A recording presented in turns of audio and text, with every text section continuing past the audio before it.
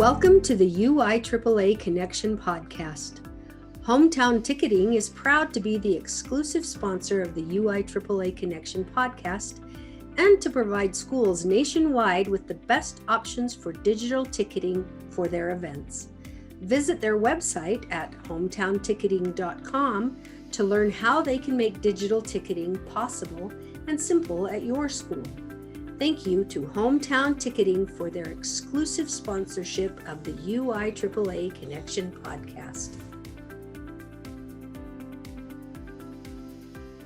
Welcome back to the UIAAA Connection. Today marks our 101st episode. I'm your host, Mark Hutch Hunter. Today we have as our special guest, Jeff Kurtz from Ohio, the voice of the NIAAA Hall of Fame. Welcome to the podcast, Jeff. Thanks, Hutch. I appreciate it. Let's begin by having you share with our audience here in Utah and across the nation where you grew up, where you went to college, your first job, etc. Okay. Oh, I'm a native Ohioan. Grew up in Northeast Ohio. I still live in the small town of Brimfield, which was actually named after Brimfield, Massachusetts. I've lived here since we moved here when I was 5, just about 6 years old. So I went through elementary and high school here at the field local schools. Then I went to Kent State University, where I majored in radio and television broadcasting with a minor in journalism. Played baseball there for 4 years for the Golden Flashes, and then went on to grad school in public relations, and then later switched my major to athletic administration and got my master's degree in athletic administration from Kent State. And then I worked at the university for little over 17 years in a couple of different capacities. I was a student graduate assistant in sports information department, and I worked in our conference bureau, which set up all the conferences and conventions that came to the university, dealing with clients both internal and external to the university. And then my last 3 years there before I moved into athletic administration, I was the assistant director of alumni relations and liaison to our varsity letter winners alumni club and the athletic department. Let's talk for a moment about your athletic administration. And so you left Kent State. Where did you begin working? Did you stay at the same place? Were you AD at multiple schools? Yeah, it was kind of funny because actually I was playing in a golf outing, and one of the guys and his son who were in my foursome, he actually worked at a nearby high school in their guidance office, and we were golfing, and he just happened to he was asking me what I was doing. I told him what my degrees were in, and he said, well, we're looking for a new athletic director. I said, oh. He said, can you get me a resume? I said, sure. So I actually left after we were done golfing. I went home and printed out a copy of my resume and brought it to him, and he took it to the superintendent. The school was just down the road from me, Ravenna High School, and actually a lot of my relatives went to school there. And he took my resume in, and the next day I got a call from the superintendent with an invitation to come in and have a formal interview, and I did that, and then interviewed again with other staff members the following day and was offered the job, and I happily accepted my first job as an athletic administrator at Ravenna High School in Ravenna, Ohio. And What then year was after that was in 2000. Okay. Yeah, so I started there in 2000. And then after I was at Ravenna, I moved on to Hudson High School. And then my last year I was at Orange High School and came back and was doing some assisting things at Hudson again. And so, yeah, kind of a full circle thing there. Let's have you share with our audience some of the mentors in your life that made a huge impact on you. Well, obviously my parents were always very supportive, and my biggest cheerleaders. I think all the way back to high school, probably my high school speech teacher, Robert J. McDonald. I loved his class, and he's really the one that kind of got me into enjoying public speaking. My high school journalism teacher, Miss Chappell, was a great mentor as well. I stayed in contact with her all the way through college. She had also gone to Kent State and majored in journalism. Those two probably in high school stick out for me. And then in college, I had several professors that I really enjoyed their classes, and not just ones in broadcasting. I had, instructors in other areas. My basic black and white photography teacher is always Charlie Brill, well-known photographer. Was just, his class was so good. I use that things he taught us every day still. And then into athletic administration, I would say several good friends in athletics. Bill Santos at nearby Cuyahoga Falls High School, Ray Ebersole, who those guys were probably, Joe Eaton down at North Canton Hoover.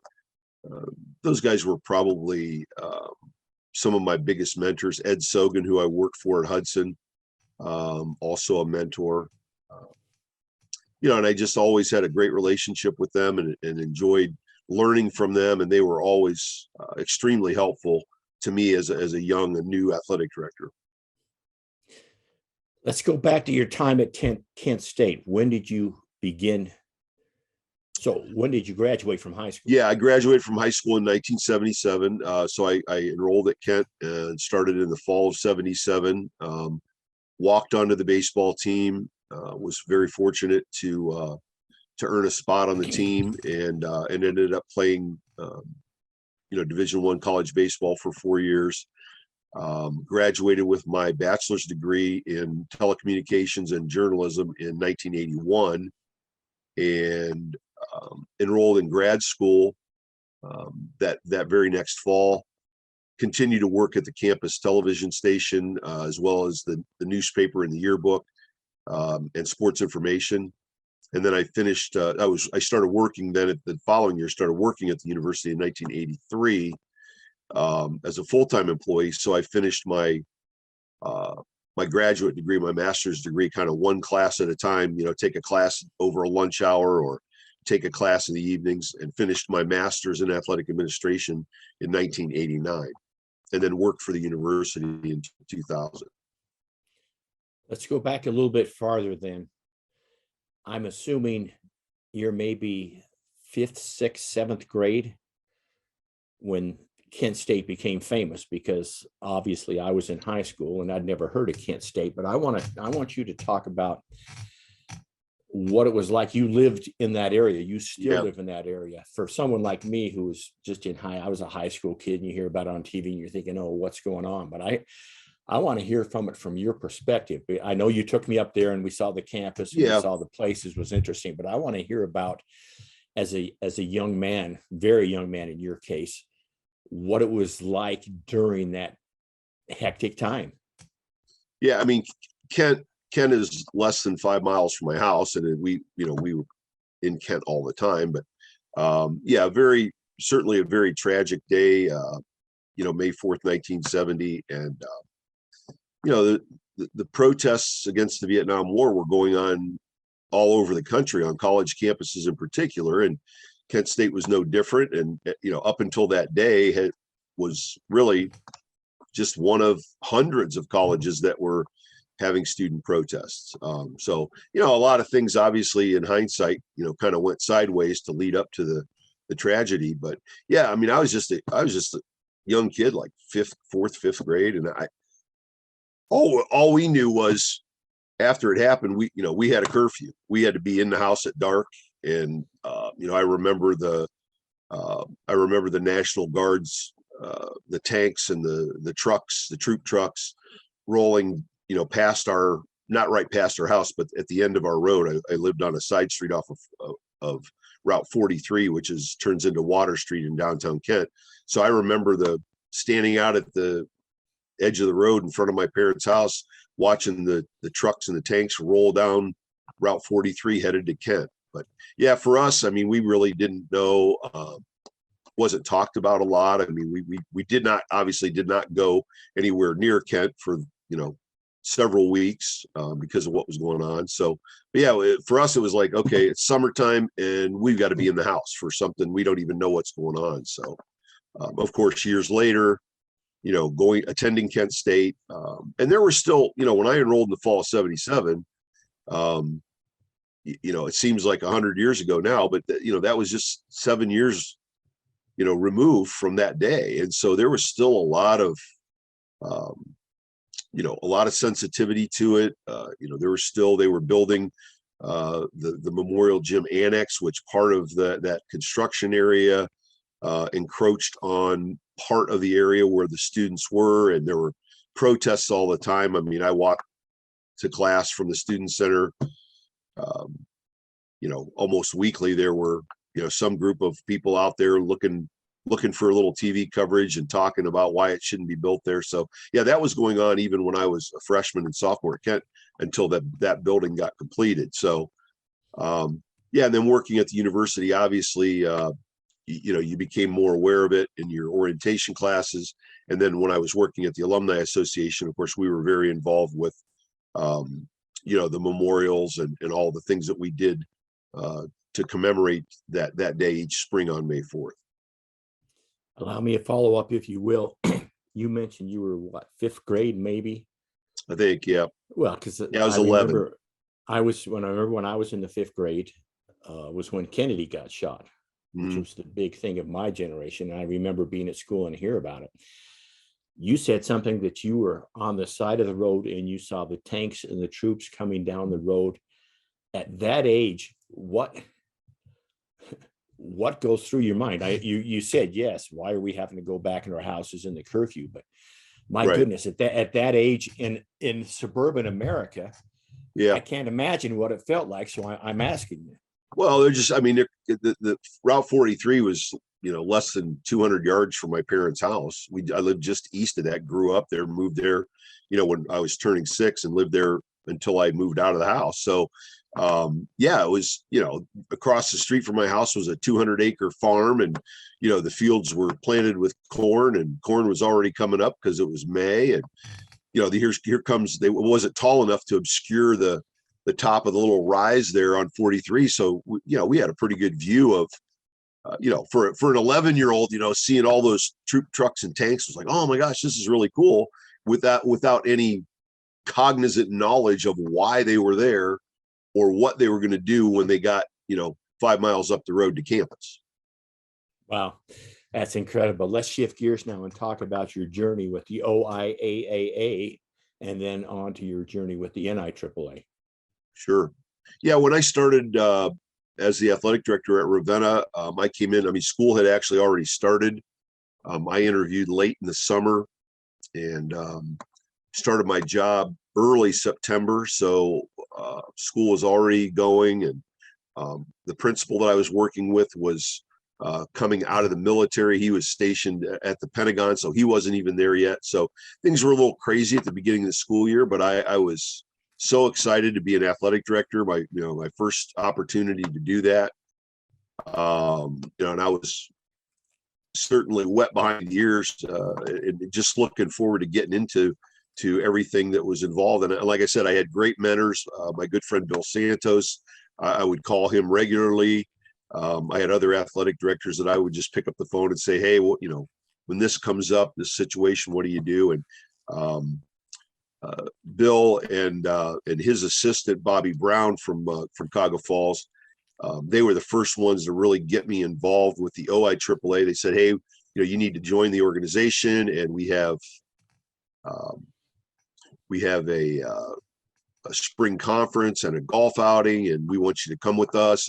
And so that was my first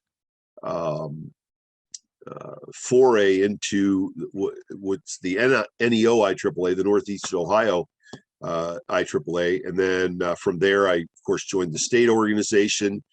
And it wasn't until I got to Hudson that I really got involved with the national level. And that happened very, very quickly. So that was only 3 years into my career.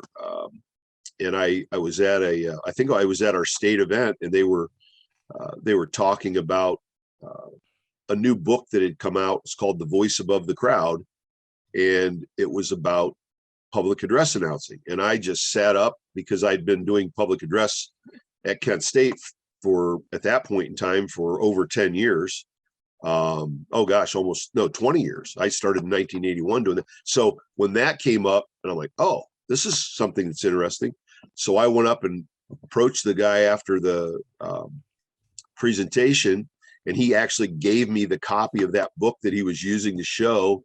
And I contacted Brad Rumble, who is the executive director of NASPA, the National Association of Sports Public Address Announcers. And I said, hey, I'm interested in your organization. He said, well, can you send me a resume? So I did. He called me in within like 15 minutes of getting it. He says, oh my gosh, he goes, your experience and background as a PA announcer and now as an AD is a perfect fit for us. I would like to ask you to join our board of directors. So we talked, and just, within months, I was driving to Indianapolis to present 625, which is the public address announcing course, to the NIAAA board. I didn't know any of these people. Frank Kowaleski, our executive director, Frank, an ex-Marine, and he was very serious about what was going on. And Brad brought me in and introduced me, put me up in front of the room, and I taught a 4-hour class to people that I'd never met before, without a whole lot of preparation. And apparently Frank came to Brad afterwards and said that, he goes, Jeff Kurtz, he's our guy. He needs to do this. And I was like, what does that mean? Well, you're going to teach at the national. You're going to do, oh, okay. You're going to be the course chair. So it literally happened. I mean, I didn't even have time to digest what was going on. It was like, okay, you're rolling out the course with us. You're answering some questions. You're talking about your background. And oh, by the way, you're the national course chair. You'll teach in New Orleans, and we're off and running. And so now it's, what is this going to be? This will be my 20th, I guess. Is that right? The 20th national. I've been to every national conference since 2004. So yeah, 19th, I guess. Yeah. So, That's fast incredible. and furious. Well, I can remember. Don't hold me to which conference it was, but I remember when you were on the cover of the Professional Development Manual, if you remember back then. And I remember I took a lot of grief for that. Oh, I remember coming into your class on a break between the courses and giving you the manual and asking for an autograph. And everybody in the class was looking at like, well, he must be famous. Well, I remember that too. And I got to tell you, so I think that was my second, maybe third year of teaching. I think it was second. So they took a picture like the very first year I taught in New Orleans. It could have been the third, but anyway, it was very early on in my tenure as a faculty member, LTI faculty member. And so I was taking some pretty good natured ribbing from, all of the veterans who were my mentors and now my friends that were like, what the heck? How did you end up on the cover of the course manual? You just got here. And, my boss back at school, who'd been involved in the NIAAA for years, he's like, Kurtzy, seriously? Like, you show up to one conference and now you're like the poster boy for LTCs? I said, honest to God, I don't know how it happened, but it happened. Yeah. So it was, I felt good. It felt like, when you did that and others did, it's like, I felt that I had been accepted as a member of the faculty, and sure. And I was one of the gang then. So let's talk further for a moment about the OIAAA, and I'm interested in your perspective, because I have no idea what the OIAAA was like before Bruce came along and it was the executive director, and of course after, we know what's happened since. Yeah, as you know, having been the state executive director, our organization in Ohio was probably at the state level a little more loosely organized. I mean, we had a president, but we didn't have an executive director. So that was as Bruce got more involved. Of course, I knew Bruce. Bruce was another one of my mentors because he was the athletic director at Uniontown Lake, which is about 5-6 miles, a little more than that, south of where I live. So I'm kind of like in the middle about a little less than the halfway point between where he was the AD and Kent State University. So Bruce was a guy that I would call because I had run into him at events and games and stuff. So yeah, when I got the AD job at Ravenna, I think our girls basketball team was played in the sectional tournament down at Lake. And so yeah, I knew Bruce when he was just kind of getting started with the NIAAA AAA. And he helped, he was I think he was the conference chair for a number of years, and got more and more involved. And as his star kind of continued to shine brighter, he got more involved with, he was always involved with the NFHS. He was a huge proponent of the coaches education program. That was kind of his thing.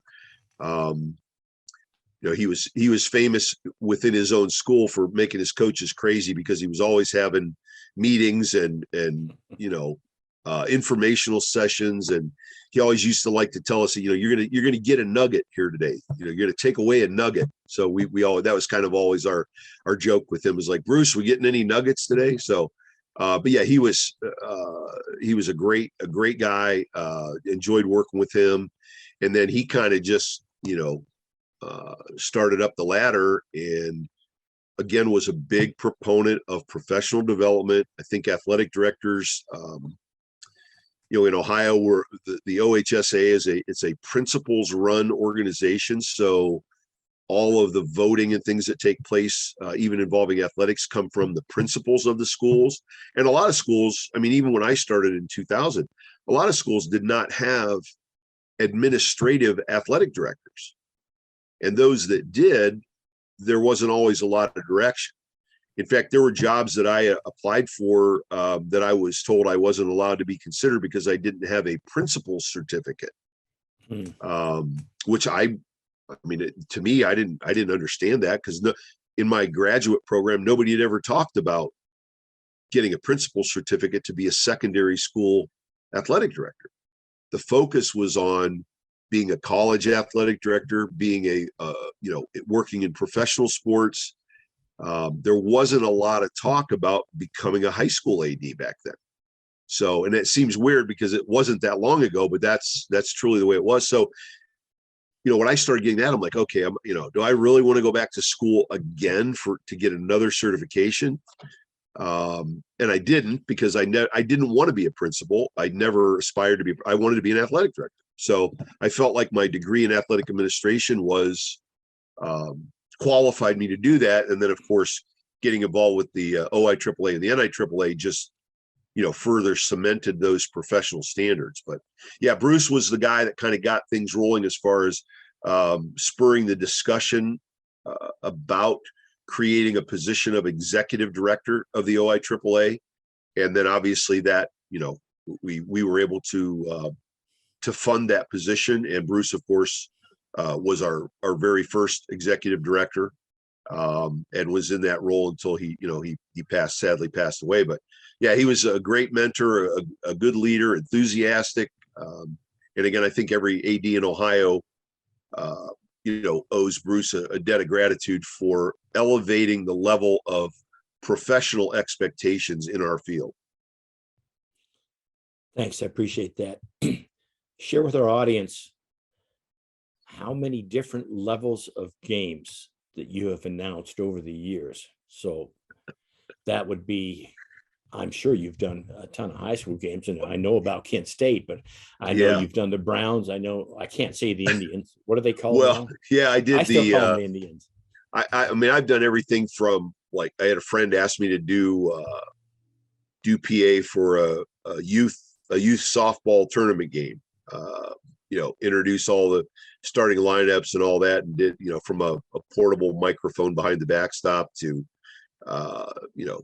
junior high events, middle school events, high school, obviously a lot of high school stuff, which I'm still doing high school stuff. And then at Kent State, got involved. I filled in for a friend of mine for a women's basketball tournament over the holidays, and he was actually a year ahead of me, so he graduated. And then the following year, the assistant athletic director approached me, and she asked me if I would consider assuming the responsibilities? And I said, yes. And that was in 1981. And then of course I did, because of that, I was asked to do other, people were familiar with my work, and I, got approached to do other events and MC events and do other sports public address announcing. I was the second backup announcer, if you will, for a year for the Cleveland Indians, which was awesome for me because, I love baseball, and which you obviously know, and grew up watching the Indians. So to be asked to be the backup for their regular guy season was 1989, and it was like a dream come true. And then I've been doing the press box announcing for the Browns, the media announcing for the last 20 years. I think this is 21 now. So I have the opportunity. I just announced last weekend the HBCU game, Historically Black Colleges and Universities game, which is hosted at the Hall of Fame, Tom Benson Hall of Fame Stadium in Canton, because the HBCU Hall of Fame is housed there now. So I've done that every year since it started, and that's a pretty cool event. And I work the Hall of Fame game because our Brown stats crew works that game. It's the first game of the NFL season, and so that's where we're testing out everything and getting everybody up to speed for the season. So yeah, I did that, and then here in a couple of weeks did Browns preseason, and a couple of weeks here we'll have our first home game of the season. And I'm still doing high school football. I do I announced for Hudson High School, which is where I was athletic director at the middle school and assistant AD at the high school. I still coach. I'm the head softball coach there, but I've been doing Hudson football for probably the last, I don't know, maybe 10 years. And so, yeah, I still love that. Best seat in the house. The question that begs to be answered is, have you had the golden voice since you were a kid? Did you develop it in middle school and high school? Was it in college when you had all those courses, or did you always just have that deep baritone, great voice? Yeah. Well, I mean, thanks to God, I guess I've never had a voice lesson. I can't sing. I couldn't carry a tune in a bucket, but I guess over the microphone, my vocal patterns and my voice works for what people need. And yeah, I've just been blessed with that. And I've done nothing. So that, I guess God bears full responsibility for all that. I want to get into the NIAAA Hall of Fame, which has probably been around for 14, 15 years. Yeah. And you are the MC for all the inductees. You were the MC when I got inducted, and everybody else has been inducted. Is it your association with the 625, or your just natural voice? Did Bruce Whitehead come to you and say, hey, what we want, and get you the tuxedo? Explain how that happened. Yeah, Bruce, when we first started the Hall of Fame, and I think this is year 13 or 14, I think you're right. Well, of course, we missed the COVID year, but Bruce approached me, called me one day and said, hey, we're going to be, we're starting the NIAAA Hall of Fame for athletic directors, and we're going to do the induction ceremonies at the closing banquet. And I want to know if you would be the master ceremonies for the Hall of Fame. And I was caught off guard. I said, well, yeah, of course I would. He said, when we sat down and started talking about it with the board and others, he said, I brought your name up, and there was really no other thought to have anybody else. We just felt like, we'd seen you work as an instructor. You've worked, on committees and done things, and we just feel like you would really be good for what we want to do. And I was honored. I was shocked. I was speechless. And you've known me for a long time. I don't get speechless very often. But that was a phone call that I literally just sat there and with my mouth open, I'm sure, before I could even answer Bruce. But yeah, he was Bruce is another one that I would consider a mentor, along with Frank Kovaleski. Back to your first question about mentors, within the NIAAA, then, the mentorship level there just has gone off the charts for me, because I met so many great athletic directors and people that cared about athletics. And so, yeah, there were a lot of awesome people for me to emulate and follow in their footsteps. And and Bruce certainly is one of those. And yeah, I wouldn't be doing what I'm doing with the NIAAA as far as the Hall of Fame without Bruce. And then a couple years ago, I was working with the company that we hired to do all of our presentations, the video, all the stuff that we do at our luncheon and the banquet. And I started working with those folks out in Kansas City, because they were the ones that would come to the conference to do all the setup. So I befriended, and Brad Rumble had worked with a lot of them before, so we had a connection there. And then just a few years ago, Rick Wagner from Wagner Productions, Rick called me and said, "Hey, would you be interested in putting down the voice track for some of our other awards, like at the luncheon and stuff?" I said, "Sure, send me a script." So he sent me scripts, and I went up to the university and talked to a buddy there, said, "Hey, I need some studio time, some booth time." And we recorded the intros for one of the sections of the luncheon awards. That one was funny because the very first year I did that, of course, it wasn't live, it was recorded. So I'm sitting at a table with other ADs having lunch. And then all of a sudden I start talking, and I'm eating my salad or whatever. They're looking at me. I swallow, and I said, "Oh yeah, I forgot to tell you guys, I took a course in ventriloquism over the summer." That's great. Why don't I have you share one or two, maybe three, if you can squeeze it in, of your favorite memories of those 13 to 14 Hall of Fame, and anything that comes to your mind from all. I mean, you've got to introduce all of them. Yeah. So I'm wondering if there's been any special moments for you that way. Well, it's hard to pick just a couple, but I would say, like, anytime, and the one nice thing about it is, of all of the inductees that I've had the good fortune to introduce and to bring into the NIAAA Hall of Fame, I do know a significant percentage of those folks.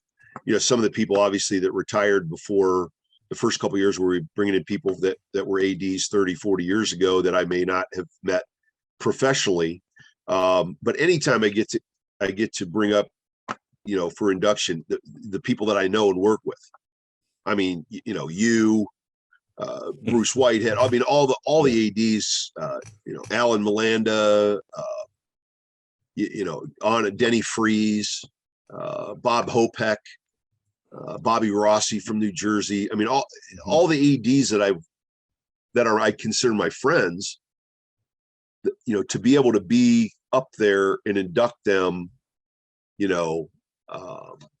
Annette Scoggins, Sherry Stice. I mean, it's just, you're looking at the cream of the crop of the NIAAA. And, I joke with people, because I MC a lot of Hall of Fames. I mean, I've done the Kent State Varsity K Hall of Fame for probably going on 30 years. I do, I'm actually the president of the Summit County Sports Hall of Fame here in Ohio, and was the president of the Portage County Sports Hall of Fame. So I emceed all their banquets.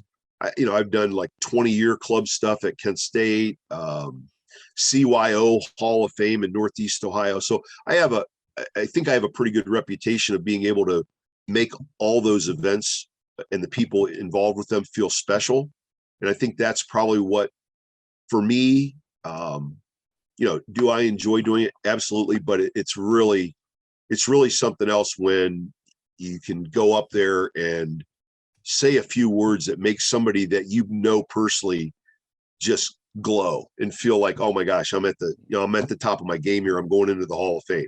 And I always joke with people. They say, "Oh, are you going to the Hall of Fame?" I said, the only way I'm going into a Hall of Fame is to MC it or to buy a ticket. So, so yeah, but it is, yeah, it's something that I truly enjoy. And I'm always humbled and honored to be able to play a part in that special event for all those people that are involved. That's great insight. Thank you so much for sharing. Oh yeah. Let me ask you your impressions of last year's conference in Denver after having a year off, or the year of virtual in Tampa. And let me then continue to ask you what you're looking forward to in Nashville, because those who are listening to this podcast, there are many that are in Nashville as we speak, as this is the first day of the conference in Nashville. Go ahead. Great. Well, yeah, I mean, getting back to an in-person conference, was very special. I struggled. I was one of the first LTI instructors that got asked to do an LTI online, and it was hard for me because the course I teach is about public speaking, and it's about being in front of people. So to try to do that over a Zoom platform or whatever, what we were using, something different then, it was just so different, and I really had to get outside of the box on that. So to teach at a national conference on a Zoom platform, it was a challenge. I'll be perfectly honest with you, but yeah, so it was. I mean, I remember getting off at the airport and getting on a train and riding into town and getting to the hotel last year, and it was a beautiful day. The sun was shining. It was probably about almost 60 degrees. I went over to the ballpark. I stopped. It was just stopped at the ballpark museum right across the street. And then, every step you take, you're running into somebody that you hadn't seen for almost 2 years. Yeah, that was pretty special. That was, to be able to shake hands and hug and welcome everybody back was pretty cool. And this year, being back in Nashville's, I think, one of our favorite spots, I would say. It's always decorated up for Christmas, and the Opryland Hotel and the Grand Ole Opry and all the things you can do in Nashville in addition to being at the Opryland Hotel. I mean, for that 5 days or whatever, everywhere you go, whether it's on the hotel property, getting ready for a class or teaching a class or taking a class or going to an event, or it's downtown Nashville, having a beer with your friends or, rekindling old friends. It's going to be great. I think I probably speak for anybody that's been to Nashville as part of our organization. I think, and hello to all of you. And if you're taking time out of your busy day to watch this podcast, there's a lot more fun things that you could be doing than listening to me talk. But I appreciate you tuning in. And I know Hutch does too. So yeah, I'm looking forward to Nashville, and can't wait to be down there. Right before Christmas. It's going to be a great conference. As an athletic director, what was the favorite part of your job? Working with the student athletes. As an AD, you're the coach of the coaches, so I enjoyed that role as well. And as a young AD, of course, I had coaches that were veteran coaches, been coaching 10, 15, 20 years, some more. And so they weren't always receptive to some of the things I wanted to do, but I felt it was my job to keep them, up to speed on what was going on in the athletic world at the high school level, interscholastic athletics. So I did enjoy that. I loved I loved game day. I loved the events. I loved setting up for that stuff, because I had done that as the manager of the conference bureau at Kent State when we had clients in and doing conferences and conventions and banquets and trade shows and all that. So, my superintendent that hired me, Phil Warner, he told me, he said, I'm going to tell you, be perfectly honest with you. He said, I hired you as much, if not more, for your experience in doing special events and alumni relations than I did for your background in athletics, which I thought was interesting because we had just built a new stadium the year before. It was the first stadium in Northeast Ohio to have turf and field turf. And so he wanted me to be hosting games. So we hosted my 3 years there. We hosted 6 state football playoff games, including a semifinal, which was unheard of, having that on a high school campus. We hosted district and regional track. We hosted league events. And that preparation for all that with officials and coaches and opposing teams and fans and booster club, I loved all that interaction. But the best part of my day was anytime one of my student athletes would come into the office, to ask a question or just to come in and shoot the breeze a little bit, and then to watch them compete. That's, I think, the coach in me, because I still love watching my softball team compete. But as an AD, you get to do that with every sport, and I think that's pretty cool. And then, go beyond that. I was at a breakfast meeting with some high school friends of mine the other morning, and a girl hollers at me, and here she's a kid that we're friends on Facebook, but she was one of my student athletes at Ravenna at my first job. And, we sat there and talked for probably 20 minutes, and she was reminiscing about, she was a soccer player, and she said, "Oh, I still remember coming into your office, and, you were always so welcoming." And so, yeah, that relationship with the student athletes. And then, once they get out of school, if they go into college or whatever, and then 10, 15 years later, they're coming back and having fond memories and, of their high school career. That's the most special part. Thanks for sharing. Let's finish with a couple of questions. The first one being, Jeff, you have 2 suggestions for a brand new AD, and they need to follow these suggestions in order to be successful. What would your 2 suggestions be?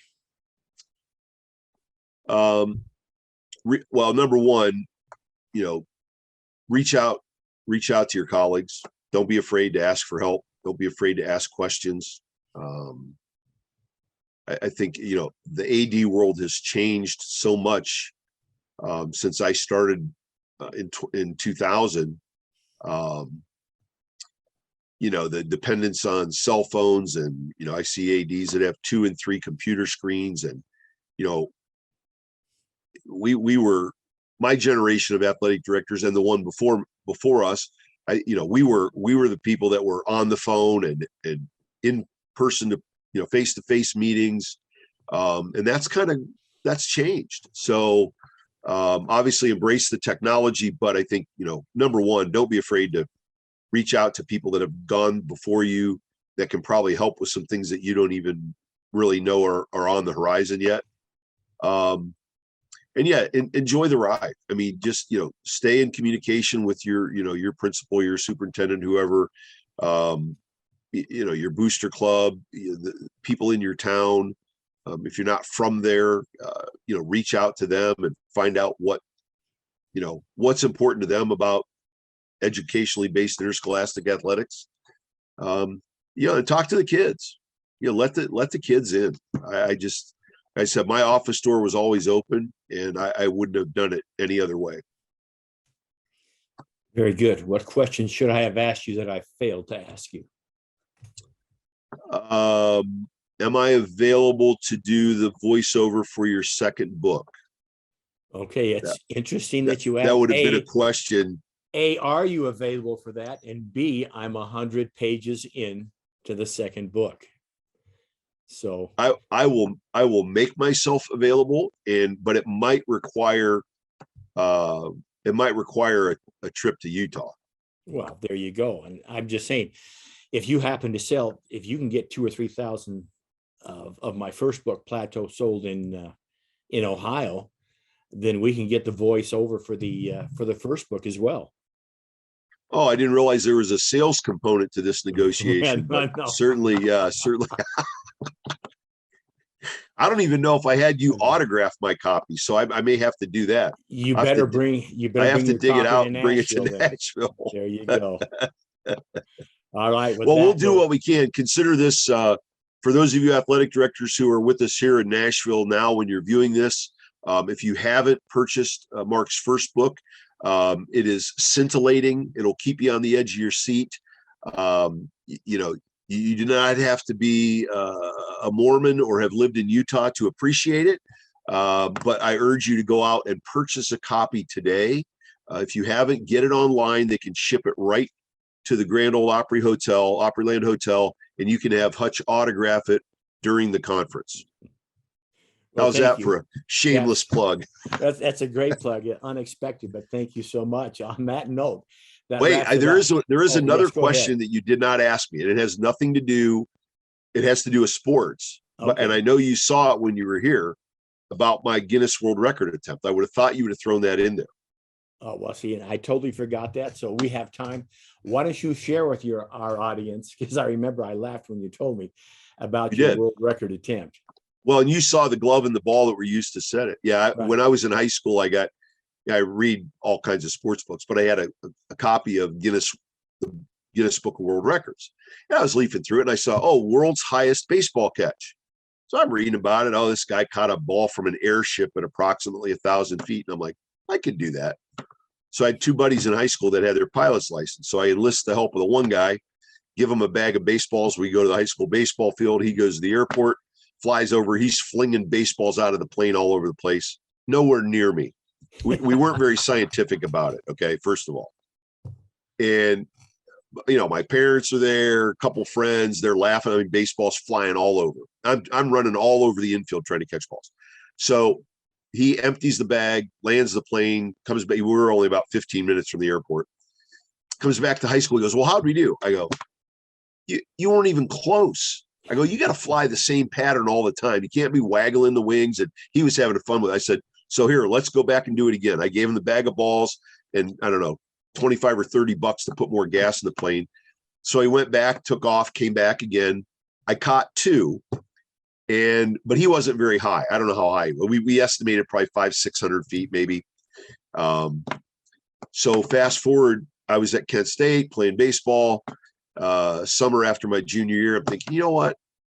We need to do this again and really make sure we go for the record.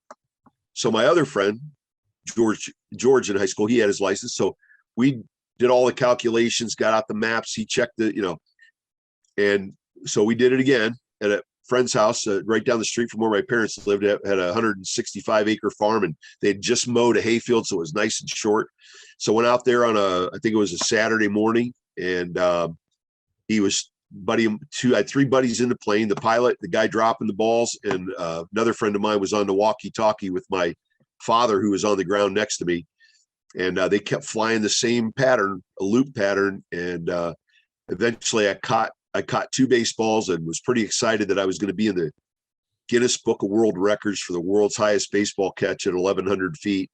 And weeks, probably months later, Guinness responded and said they were no longer accepting claims for that record. So all I have are the fond memories and people like you that have actually come to see the baseball room and got to see the first baseman's glove and the newspaper article and the two balls that I caught out of the airplane. Other than that, it only exists in my memory. Well, that's awesome. On that note, that will wrap it up for this 101st edition of the UIAAA Connection. Again, our guest today has been Jeff Kurtz. For those who are in Nashville, you'll be hearing him at the Hall of Fame induction just a few days from now. Thanks for being on the podcast, Jeff. Thanks, Hutch. For our listeners in Nashville and across the nation, we hope you tune in again next week for another edition of the UIAAA Connection.